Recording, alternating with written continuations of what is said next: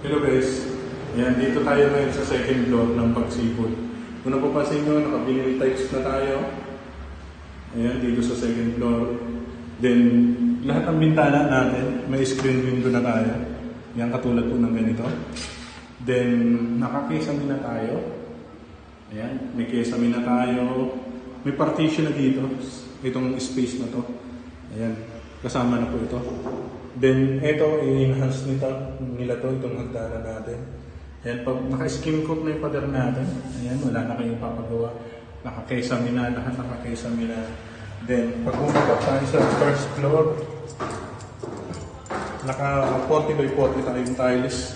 Ayan, lahat may screen, ang bintana.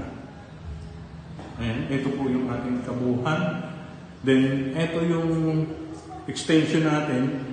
Ayan, nakakesame na rin tayo. At the same time, nakakesame na rin sa toilet and bath natin. Ganito po kaganda yung toilet and bath natin.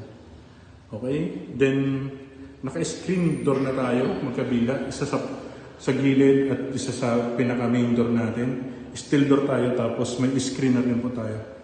Ayan, may screen door na rin tayo dito. Ayan, ganito po kaganda yung ating Pagsipol. 1.7 po ito. Then, dito po, naka-semento na rin tayo. Yung 2.5 natin dito. Ayan. Okay. PM lang po kayo. Ipapakita ko sa inyo yung kabuuan ng turnover.